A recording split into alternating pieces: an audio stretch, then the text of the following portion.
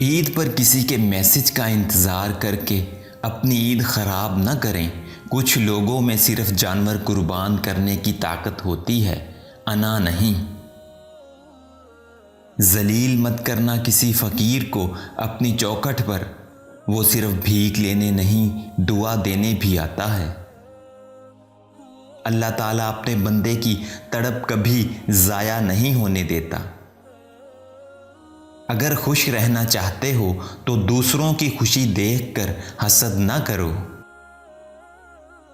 نا امید شخص ہر اچھا موقع بھی گوا دیتا ہے اور پر امید شخص ہر پریشانی میں بھی موقع تلاش کر لیتا ہے۔ جب انسان اپنے اندر مقیم ذات سے مخاطب ہونے لگتا ہے تو اس کا باہر سے ربط خاموشی کی صورت میں رہ جاتا ہے۔ ناکامی یہ نہیں کہ آپ گر جائیں، بلکہ ناکامی یہ ہے کہ آپ دوبارہ اٹھنے سے انکار کر دیں۔ کبھی کبھار ساتھ بیٹھے لوگوں سے زیادہ ہزاروں میل دور بیٹھے لوگ آپ کی مسکراہٹ کی وجہ بن جاتے ہیں۔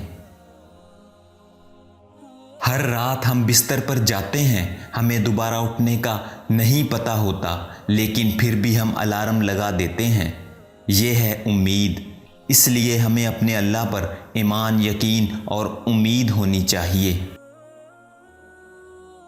خوشی کی تلاش اس وقت مکمل ہوتی ہے جب آپ اپنا موازنہ دوسروں سے کرنا چھوڑ دیتے ہیں۔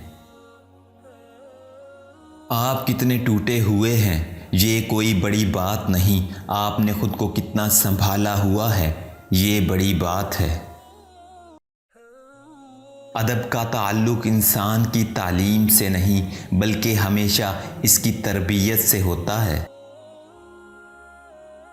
جس کو شکر گزاری کی نعمت عطا ہو، اسے مزید نعمتیں حاصل ہونے سے کوئی نہیں روک سکتا۔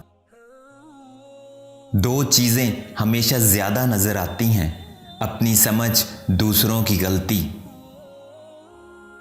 جب اللہ چاہتا ہے کہ کسی بندے سے دوستی کرے تو اس کی زبان پر اپنا ذکر اور دل پر اپنی فکر کے دروازے کھول دیتا ہے۔